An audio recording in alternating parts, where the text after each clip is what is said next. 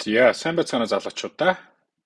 Өнөөдөр 2024 оны 11 дугаар сарын 17-ны өдөр манай ээлжид market overview маань эхлэж байна. За market overview хамгийн ихэнд алтны талаар ярилцъя. За мэдээж бид нар баян алтны талаар юу хамгийн түрүүнд ярилцдаг шүү дээ, тийм ээ. Нийт арилжаачдын бараг 60% нь бол алт арилждаг. Нийт арилжааны volume-ийн арилжаа хэмжээний 60%, 65% нь бол алтан дээр арилждаг. Ийм одоо сонирхолтой зах зээл хүн болгон алтыг арилжах дуртай байдаг. За тэгээд өнгөрсөн 7 хоног тэрний өмнөх 7 хоног бол алт болвол үргэлжлэн унсан одоо тийм уналтаар баялаг 2-7 хоног болж өнгөрлөө. Би та бүхэнд 2-7 хоногийн өмнөх market overview хэлжсэн юм аа. Алт болвол тийм өндөр ханштай байх одоо цааш тийм учир шалтгаан бол дууссан. За ер нь бол ерөнхийлөгчийн сонгуулийн дараа бол алт унаад ороод ирэх байхаа гэдэг талаар ярьжсэн. За тэгээд 11 сарын 6-нд яг ерөнхийлөгчийн сонгуулийн үр дүн гарсан өдөр Дональд Трамп Америкийн ерөнхийлөгчөөр сонгогдох өдөр бол алт маш хүчтэй унаж орж ирээд нэг тодорхой хэмжээний pullback орж ирсэн. Энэ pullback бол Америкийн төв банкны бодлогын хүүгийн шийдвэр гарсан. Америкийн төв банк бодлогын хүүгээ 25 одоо basis point буюу 0.25%-аар багасгасан. За тэгээд дараачийн өдрөөс нь эхлээд алт бол үргэлжлэн унсан байна. Тэгэхээр яагаад ингэж унаад байгаа суур учир шалтгааныг би та бүхэнд тайлбарлаж өгье. Нэгдүгээр Америкийн ерөнхийлөгч Дональд Трамптай холбоотой. Дональд Трампын эх 4 жилд баримтлах одоо policy гэж ярьдаг тийм ээ. Ажиллах шугам зарчим нь бол ямар байх юм бэ гэхээр бизнесийг дэмжинэ, татварыг багасгах нь. За тэгэхээр ер нь expansionary policy гэж ярьдаг тийм ээ. Тэгэхээр ер нь бол аль болох бага татвартай одоо бага бодлогын хүүтэй зээлүүд одоо бизнесүүд авах болно. За тэгээд ер нь бол худалдаа наймаа илүү өндөр. За тэгээд бас зарим тохиолдолд бол бас нэг зүйлс нь юу вэ гэхээр тариф тавина гэдэг байгаа. Импортын бараа бүтээгдэхүүнүүдэд бол бас дахиад нэг өмнө нь тавьж исэн шигээ тарифыг бол тавина гэдэг ийм policyтэй учраас ам доллар бол өсөх шалтгаан болж байгаа. За хэдүүлээ яагаад бодоод үзэх. Хэрвээ импортын Америк руу орж ирж байгаа импортын бараа бүтээгдэхүүнүүдэд тариф тавих юм бол мэдээж тарифыг дагаад үн өссөн тийм ээ.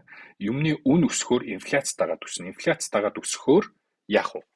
Төв банк бодлогын хүүгээ цаашид буулгах боломжгүй болно тийм ээ. Төв банк бодлогын хүүгээ цаашид буулгах боломжгүй байх юм бол доллар өснө. Доллар өсөх юм бол алт унана. Энэ алтны бүх өсөлт чинь ерөөсөө төв банк бодлогын хүүг ирээдүйд багасгах нь доллар унана гэсэн хүлээлтэн дээр л энэ ч өссөн шүү дээ тийм ээ. За тэгээд Дональд Трамп гарсны дараа ингээд алт унаад ороод ирсэн. Хэрвээ та нар яг одоо 11 сарын 6-ны өдөр бас өглөө 11 12 өдөр 12-ийн үед хэрвээ сонгуулийн үр дүнг лайв үзчихсэн бол харж исэн бол яг Дональд Трамп ялхан тодорхой болоод ирэнгүүт алт бол маш хүчтэй гоожиж унаж орж ирсэн.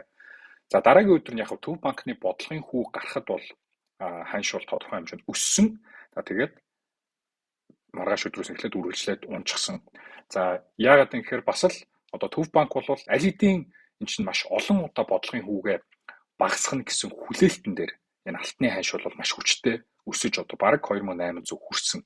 За тэгээ маргааш төв банк маргааш гинэ уучлаарай. Төв банк бодлогын хүүгээ багасгасны дараачаас эхлээд бас үргэлжлээд унжиж байгаа нь ер нь бол энэ бол нэг тийм айхтар өндөр хүлээлт бол байхгүй болж байгаа гэдгийг бас илтгэж болно. Тийм ээ. За ямар ч байсан алт бол одоо бид нар удаан хугацаанд алтыг дагаж одоо дүн шинжилгээ хийж ирлээ шүү дээ тийм ээ. Тэгэхээр алтан дээр энэ өсөлтийн тренд дээр ерөөсөө юу болж исэн бэ гэж тийм. 23 оны 10 сараас эхлээл өссөн. Яг нөгөө Израиль Палестины асуудал үүсээд. За тэгээд бас нэг зүйл нь юу вэ гэхээр Дональд Трамп болвол дайнуудыг бол хурдан дуусгана гэсэн төлөвлөгөөтэй.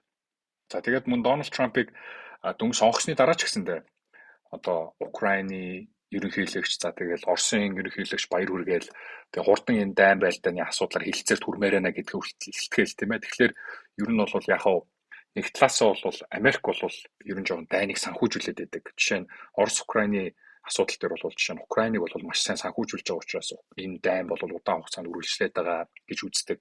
За мөн Израиль Палестины асуудал дээр шинэ Израильд бас маш их санхүүжилт өгдөг. За ингээд одоо сүүл рүү Ирантай ч гэснээр дайдаж эхлэх тийм ээ. Тэгэхээр ер нь бол Трамп бол илүү хатуу байр суурьаар тэгж одоо Америкийн мөнгийг хамаа намаагүй өрөхгүй За дайн дайшныг бол хурдан дуусгах гэдэг ийм баримталтай байгаа учраас мөн дайн хурдан дуусгах юм бол алтны хань шүндэр байгаа шалтгаан байхгүй болчих тийм ээ.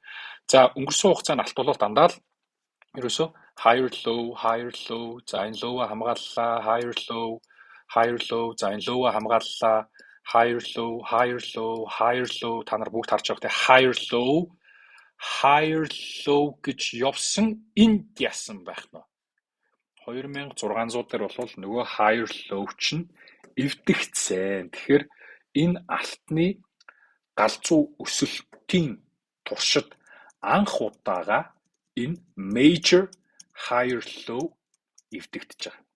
Энд хэдүүлээ тэмдэглэж.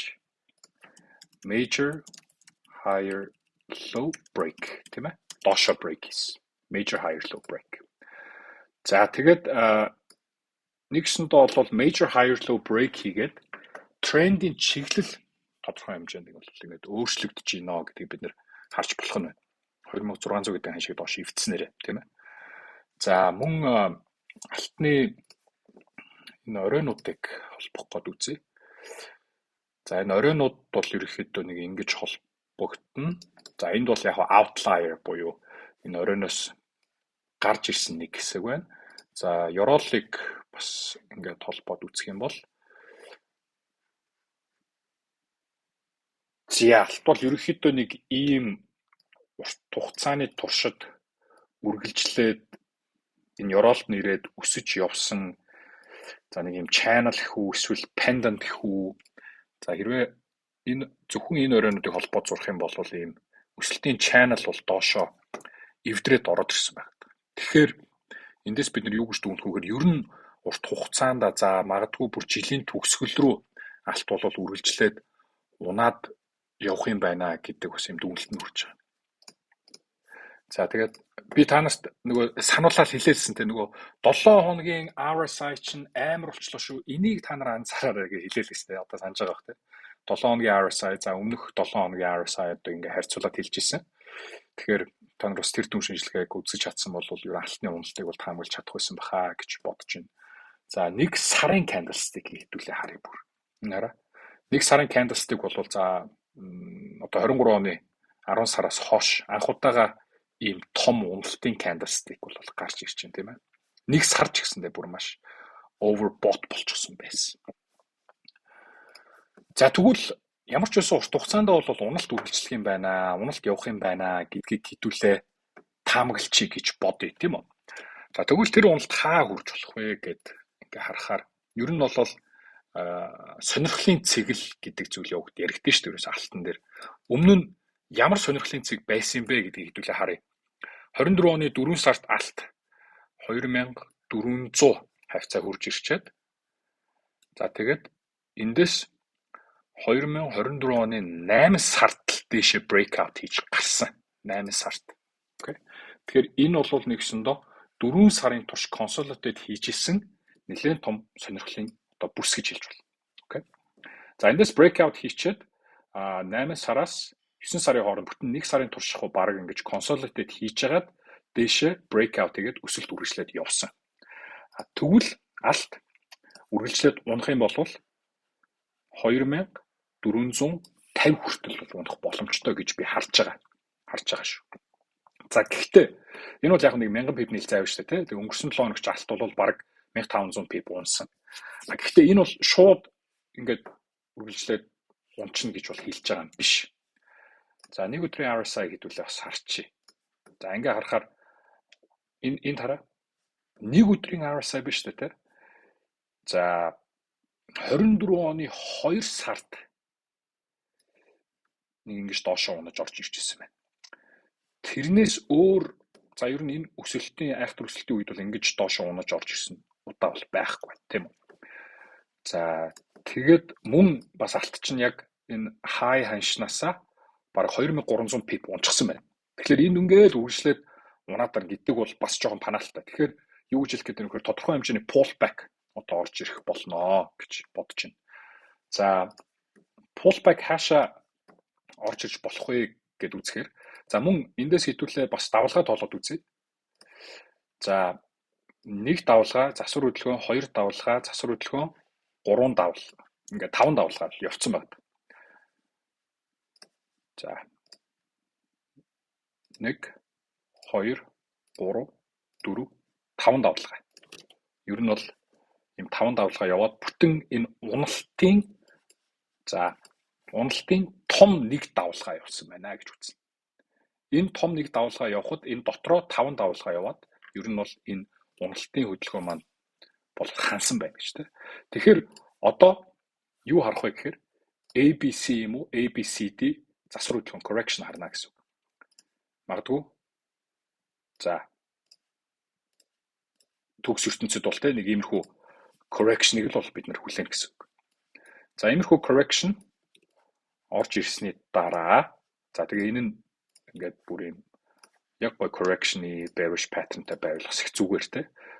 За ханш өсөж явж байхад бол ингээд correction хийгээд тэ буцаж доошоо унж байгаа юм шиг хөдлөөд за тэгснэ энэ bull flag болоод энийг задлаа явж байсан шүү дээ. Тэгвэл одоо унаж явж байхад бол засвар хөдөлгөөн хийгээд энэ нь bearish pattern болоод за эндээс үргэлжлэн унж явах юм бол маш сайн. За мөн энэ бүтэн уналтын Fibonacci-г татаад үзье. За энийг хасах ш нэмэхээр авч үзье. За ингээд даваад үзэхэд энэ бүтэн уналтын хөдөлгөөн pullback хийгээд жоохон засвар хөдөлгөөн орох юм бол за ер нь 2635 гэж бараг заагаад 38.2 хүртэл ер нь pullback хийвэл гэж үзнэ. Тийм ээ. За тэгэхээр ханшиг ер нь 2630-аас 25-ын хооронд ер нь бол шорт арилжаа дахиад swing тал руугаа нээж эхлэхэд бол зүгээр гэж би харж байна. Тэр болтол ерөнхийдөө нэг тийм after action авахгүй за long арилжаач бас хийхэд хэцүү за бас short арилжаа хийхэд хэтэрхий одоо удаан хугацаанд унчихсан байна гэж хараад тэгэхээр ер нь бол жоохон хацсанж агаад хэрвээ ханш 2625-аас 30 хооронд хурж ирэх юм бол сонирхож эхэлнэ. За тэгээд жижиг цагийн price action-ыг харж агаад ер нь бол short арилжаа хийгээд явна гэж ойлгоорой. За дараач ярих зүйл бол биткойн. За биткойн дээр бол би одоо бүр танарт хилээвиз гэж одоо хэлмээр санагдаад байна. Тийм маш одоо удаан хугацаанд манай market overview орох болгонд л би биткойны энэ bullish pattern нөгөө амар том bullish pattern гэж яриад дүүсэн дээ. За тэгээ хамгийн сүүлд бол энэ low хийчихэд higher low хийгээд энэ гоё structure хийгээд за эндээс дэше breakout хийх юм бол breakout хийчихэд буцаж шалгаад за тэгээд өсгөн байшгүй гэл зөндөө хэлсэн тийм. За тэгсээр байгаад яасан Donald Trump хамгийн сүүлийн market overview дээр бүр Donald Trump гарах юм бол биткойн маш хүчтэй өснө гэд 80 мянга руу явна гэж хэлчихсэн тийм ээ. За тэгээ биткойн бол маш хүчтэй өссөн үргэлж өсөөд Donald Trump ерөнхийлөгчийн сонгуульд ялахад бол шууд 69 мянгаас 75 мянга руу өсөөд за тэгээд энд consolidate хийж bearish pattern хийж байгаа юм шиг болж тэгснээр бүр fake out хийгээд дэшээ бүр 93200 гэдэг ханшиг хүрсэн. Маш хүчтэй өссөн. За энэ дээр та нарыг ашиг хийж чадсан байх гэж найдаж байна. Окей. За энэ өсөлтөө яг ингэж явагдчихлаа. Тийм ээ. За өмнөх биткойны ер нь өсөлтийн түүхүүдийг бол ингээд хэдүүлэн хараад үзье. За price range.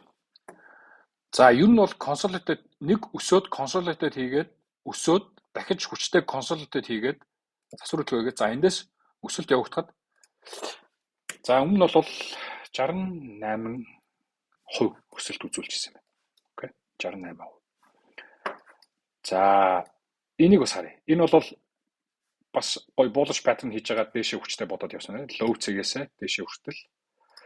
За энэ 100% өсөж исэн юм байна. За тэгвэл энд ямар өсөлт ирснийг харъя. За энэ low өс авч үзье. За ер нь бол 90% өссөн гэх тээ. За нэг иймэрхүү хүчтэй өсөлтүүд хийсний дараа бол ялтчгүй pullback correction орж ирдэг. За эсвэл бүр уналтч тагаад орж ирсэн байдаг. За мөн биткойны за 7 хоногийн график дээр тавьж байгаад за хэдүүлээ нөгөө RSI хараад үзье. За 7 хоногийн RSI бол дөнгөж эхэлж байгаа юм байна. Дөнгөж 70 руу орж ирж байна. Энэ бол яг overbought болоод зарах марах сигнал орж ирэх ерөөсөө болоогүй. За өмнө нь бол RSI нэлээд өсөөд бүр 80-д иржлүүч гэсэн орж ирж байсан тийм ээ. За нэг өдрийн график дээр харин RSI бол за нэлээд overbought байж байгаа, бас жоохон багассан. За магадгүй дахиад жоохон ингэж overbought орж ирэх боломжтой юм дүр зураг бол харагдаж байна. Тэгэхээр яг RSI-г хараад бол биткойн эндээс шууд уналт үзүүлэх юм байна гэж дүгнэхэд бол боломжгүй. За 4 цагийн график жижиг цаг дээр шилжүүлээд харъя. За жижиг цагийн график дээр шилжүүлээд харахад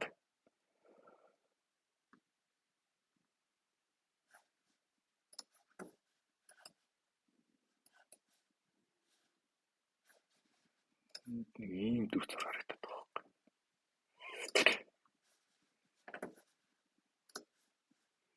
Нэг ийм сайхан өсөлтийн channel яг л дагж явж байна да.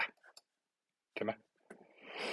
За энд яг хурж ирээд 2 удаа тоншоо шалгасан. За энд бас lowтэй. За high хийцсэн. Тэгэхээр ер нь хэрвээ pullback correction орж ирэх юм бол за нэг 75,000 зэнгар руу бас явах боломжтой ийм дүр зураг харагдаж байгаа. За гэхдээ тэрнээс өмнө хайчих вэ гэдээ харахаар за нэг өдрийн график бол за энэ одоо ингээд буцаал булш болж эхэлж байна да. Одоо энэ доороо ингээд энэ араа дандаа higher low хийсэн маяг та нар анзаарч байгаа тийм нэг өдрийн график дээр бол. За 4 цаг руу шилжүүлээд харъя. Яг нэг зүгээр санаа зовниулж байгаа юм нь энд ийм head and shoulder юм шиг зүйл хийчихэж байгаа. Ийм ташуу head and shoulder юм шиг тийм. За хэрвээ энэ ташуу head and shoulder яг доошоо задраад энэ 87,000 зоныг эвдэд доош ороод ирэх юм бол яг нэг structure эвдэлсэн higher low-ыг доошоо эвдэлсэн гэдэг. За тэгээ магадгүй нөгөө 90,000 хүртэл уналт эхэлж болох юм. Тэрнээс наан бол за дахиад дээшээ high хийгээд 95,000 руу баг явах үедээ л гэж бодож байна. Гэхдээ би яг бас итгэлтэй хэлж чадахгүй байна. Дахиад нэг энд дээшээ нэг high байж болохоор илүү урт цагийг л харж чадж байна гэхээс яг бас богино хугацаанд яг хаа очих юм бас хэлэхэд хэцүү. За тэгэд энд хараа ийм bullish pattern бас харагдаад. Жижиг цаг тэр нэг цагийн график дээр.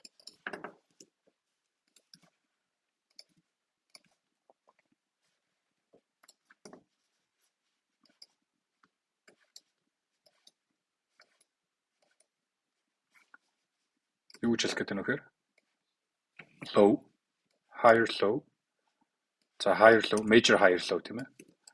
Нэг өдрийн графикийн candle-ууд чинь дандаа энэ доороо low болов үлдсэн ба шүү дээ. За энд дахиад higher low тэгээ энэ дээр гээд bullish pattern хийж байгаа чинь за хэрвээ энэ bullish pattern-аас задлж гарч ирээд ингээ явах юм бол маш амархан 95,600 руу орж ирнэ.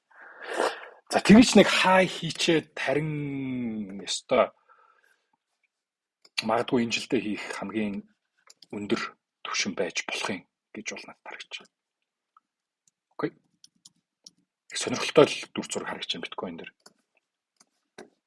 Би бол за яг эндээс long action авна гэхээс илүүтэй баг хүлээж байгаа 95,000 харьцаанаас short арилжаанд оруулах зүгээр юм болов уу гэж хараад байгаа. За доор нь бол ийм support trend line харагдаж байна. За магадгүй дээшээгээ энэ channel-ийн орой руу хүрнэ гэвэл яг л 95,000 96,000 харьцаар л орж ирж байна. Тэгэхээр сонирхолтой. За хэрвээ магадгүй эн чинь доошо нэг ингэ ороод ирч болно шүү дээ. 89,000 харьцаар. Тэгэх юм бол харин long арилжаанд ороход risk to reward-ийн хувьд бол нэлээд сайн болж байна. Тэгэхээр хоёр сценарио харагдаж байна. Нэгдүгээр 89,000 руу орж ирэх юм бол long арилжаанд орж болох дүр зураг надад харагдаж байна, таалагдаж байна. Хоёрдугаарт бол дээшээ 95 96,000 руу хүрчснийхэн дараа шорт арилжаанд орох. Ийм хоёр дүр зураг бол таалагдж байна. Окей. За, Nasdaq их сонирхолтой хөдөлгөөнийг сая 5 дахь өдөр хийсэн. 5 дахь өдөр бол маш хүчтэй уналт үзүүлсэн. Бараг 2.5%, 3% унчгүй яачуу. Тэгээд энэ зургийг би аль дээр ингээд зураг тавьчихсан байсан даа чи эндээс ерөөсөө акшн хийж ийм гой зураг байсан мөртлөө би нэг ерөөс шорт арилжаанд ашиглаж чадсангүй. За, Nasdaq мөн ялгаагүй тийм ээ. Би та бүхэнд хэлсэн. Дүн шинжилгээч явуулсан те. Трамп гарсны дараа ер нь аль ч ерөнхийлөгч гарлаач байсан энэ индекс бол өснөө гэд. За, Nasdaq-ийн дүр зургийг харах юм бол нэг ингэж харагдаж байгаа.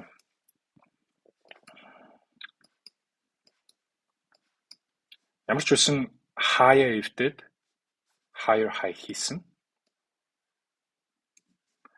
За, одоо 11 сарын 20-нд Nvidia гэдэг одоо баг дэлхийн хамгийн үнэтэй компани болж байгаа ч юу. Тэр Nvidia компани тайлан гарна. Тэр тайлангаас бол маш их зүйсэлт гарна. Хэрвээ тэр тайлан бүр супер гараад за тэгээд хувьцаа айхтар өсөх юм бол Nasdaq-ыг чирээл дахиад дэше өсөлт ороод ирнэ. Тэг чадахгүй байх юм болвол ер нь баг одоо энэ жилийн төгсгөл рүү орж ирж байна. Ерөнхийдөө өсөлт бол хансан байдалтай. Харин тодорхой хэмжээний уналт бол явах боломжтой дүр зураг бол харагдаж байгаа. За, ийм тренд лайн бол явж байгаа. Тэгэхээр за, Nasdaq дээр би яамаар байна гэхээр ер нь бол яг энэ уналт бол энэ одоо bearish pattern хүчтэй pattern байгаа шүү, эсэргүүцэл байгаа шүү гэдгийг бол баталгаажуулаад өгч байна. За, тэгэнгүүт эндээс одоо pullback хийж орж ирснийхэн дараа шорт арилжаанд орох хүсэлтэй байна. Тэгэхээр нэг чигийн уналтын энэ хөдөлгөөн. За, эндээс pullback хийгээд энэ 20,650-аас 20,700-ийн хооронд энэ түвшинд орж ирсний дараа бол харин эндээс шорт арилжаанд орох төлөвлөгөө бол харагдаж байна. Окей. За, Nasdaq нэг юм хүү.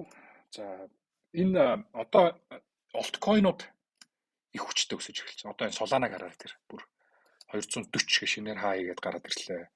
За, XRP бол бүр галзууруулсан. 1.2730 руу хүрсэн.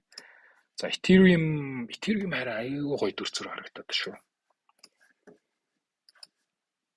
Энэ бол маш цэвэрхэн паттерн байна да. Ethereum чинь яг биткойнтой харьцуулахад бол энэ чинь high ханшаа хийж чадаагүй шүү дээ, тэ.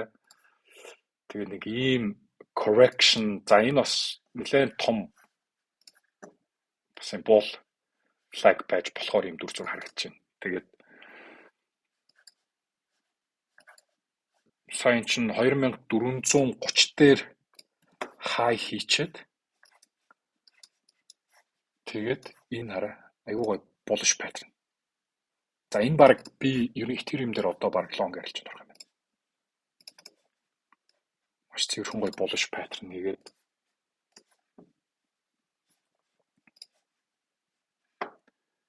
за, тэгээд энэ bullish pattern-ыг доош нь шалгаад энэ хараа энэ low-д хүрэлгүйгээр higher low хийгээд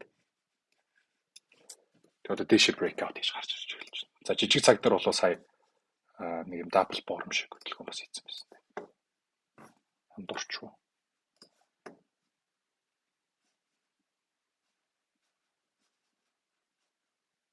За, тэгээд цаашлаад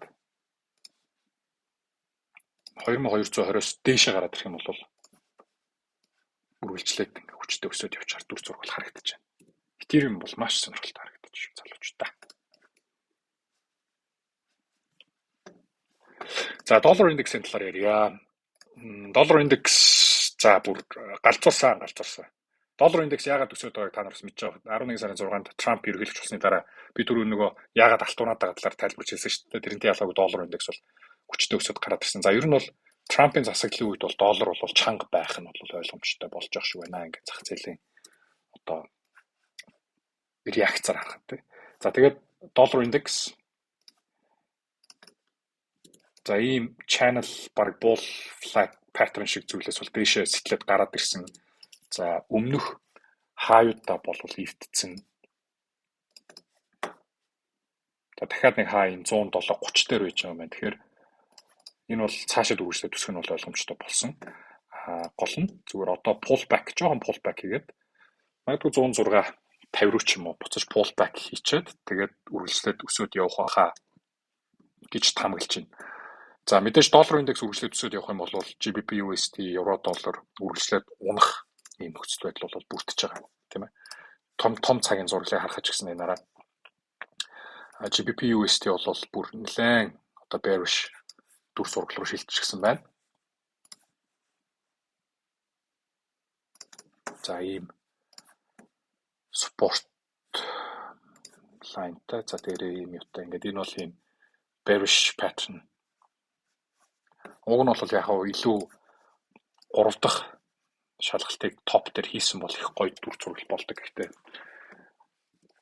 GBP USD-гээр тэгсэнгүү. За энэ дараа higher low доош хөвтцэн. Уналт орч их дүр зураг харагдаж байгаа. Яг зүгээр хит нэг чигийн хөдөлгөөн удаан үргэлжлээд явцсан учраас би бол энэ дээр тодорхой хэмжээний pullback орж ирэх болов уу гэж харж байгаа. За мөн жижиг цаг шилжүүлээ харахад ч гэсэндээ жоохон bullish pattern маягийн зүйл орж ирж байгаа тийм ээ. Гэхдээ энэ bullish pattern-ы ёроол хүрэх бас болоогүй байна. За тэгээд мөн ялгаагүй pullback үлсэн. За хэрвээ bullish pattern-ы ёроол 25-60 дээр дуусах юм бол энэ түрээд ирвэл эндээс өсөлт үргэлжилж яваад за магадгүй 27.85 хавцаа хүрч ирчээд эндээс уналт харна. Окей.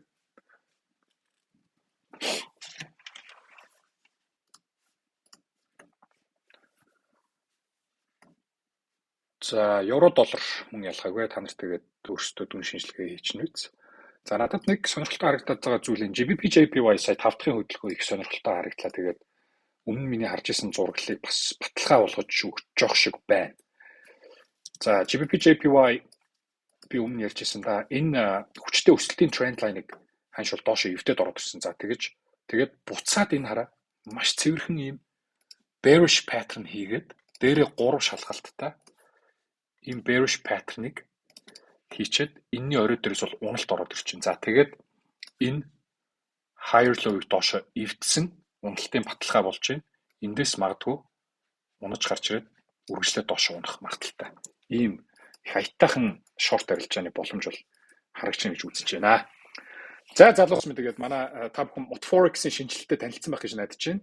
Motforex руу логин хийгээд үзэх юм бол манай шинэ хэрэглэгчийн дашборд бол маш сайхан болсон байг та нар анзаарсан байх. За надад хамгийн одоо таалагдж байгаа хэсэг бол энэ арилжааны үзүүлэлт хэсэг. Энэ арилжааны үзүүлэлтнээс та нар нийт одоо ямар арилжаа хийсэн байна. За жишээ нь long арилжаа би бол энэ цагаас онгоо сүүлийн 30 хоногт бол би нийтдээ 189 арилжаа хийснээс 116 long арилжаа, short арилжаа нь 73 хийсэн байна. Миний ашиг $556 мянган гэхээр би илүү long арилжаанд илүү ашигтай арилжаад байна гэдгийг харж болж байна. За дээрэс нь юу илүү арилжиж байна, ашиглаж байна гэдэгтэй. За энд бол яг withdrawal гарсан учраас энд бол миний баланс бол унсан байна. За тэгээ балансаа харж болно. За өнгөрсөн бүр ингээд 90 хоногийн туршид 3 сар хүртэлх энэ арилжааны датагаа бол харж болох юм шүү, окей. Маш сайхан энэ tools энэ зүйлсийг бол манай Монгол developer-ууд, Монгол залуучууд, манай MOT-гийн залуучууд хийж чадсан байгаа. За MOT battle руу ороод харах юм бол өөрийнхөө хаана явж байгааг бас харж болдог. Окей. Тэгээд нэгт одоо 2-т 3-т явж байгаа хүмүүс гэдэг энэ байр эзэлж байгаа хүмүүсийн дансны дугаар бас гарч ирдэг. За миний данс бол одоо юу учраас 0 одоо ашигтай байгаа учраас ерөөсөө эхлэх байгаа учраас ингээд хамгийн сүүлийн байранд явж байгаа юм шиг байна. За тэгээд үргэлжлээд копи арилжаа нэмэгдсэн. За энэ орлого, зарлага, дотоод шилжүүлэг гэдэг бүх зүйл бол маш амархан болсон.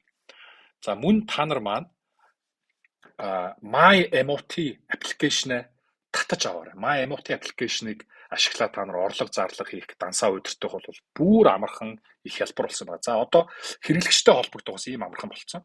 Хилээ сонгоод, шилтгаанаа сонгоод, за тэгээд ерөөсөө энд тайлбараа бичээл тэгэл илгээгээл ингээл хэрэглэгчийн туслахтай холбогдчихно. Тэгээд манай MOT Forex broker бол одоо нэгдээд ердөө жил 3-4 сарын хугацаа өнгөрч байна. За энэ жил 3-4 сарын хугацаанд бид маш их зүйлсийг хөгжүүллээ, өөрчлөлөө. Тэгээд MOT-г одоо дэмжиж ашиглаж байгаа арилжаач та бүхэнд маш их баярлалаа. MOT дээр арилждаггүй бол арилжаад үзээрэй. 3 дансны сонголт байгаа тийм ээ. Pro бол хамгийн бага спредтэй, шимтгэлтэй, шууд raw spread гэж ярддаг. Зах зээл дээр ирж байгаа ханшийг шууд нийлүүлдэг данс. За стандарт данс бол мэдээж тодорхой хэмжээний шимтгэл одоо шимтгэл байх уу? Spread нэмэгдэлтэй гэхдээ шимтгэл байхгүй. Бид нар ч бас брокер учраас одоо үйл ажиллагаа явуулах хэрэгтэй, ашиг хийх хэрэгтэй. Тэрний жоохон нэмэлт бол spread бол байдаг. За тэгээд swap free, swapгүй данс бол бас swing арилжаачдад бол хамгийн супер. Ямар ч swap төлбөр бол төлдөггүй. Жишээ нь би алтан дээр 10 лотоор арилжахад өдрийн $800 swap long арилжаанаар төлдөг штэ. Гэтэл swapгүй дансыг ашиглах юм бол ямар ч swap төлөхгүйгээр гэхдээ тодорхой хэмжээний spread-ийн нэмэлттэйгээр ингээд арилжах боломжтой сайхан брокер байгаа шүү. Орлого маш амархан 3 минутанд орно. Зарлага одоо бид нэр 6 цагийн дотор гаргаж байгаа удахгүй үргэлжлээд зарлахыг бид нар бүр автомат болгож байгаа. Окей. За тийм ээ залуучуудаа амжилт хүсье. Арилжаандаа эрсдлийн хяналт зохицуулалттай зөв арилжаарай. Баярлалаа. MOT-г ашиглаарай.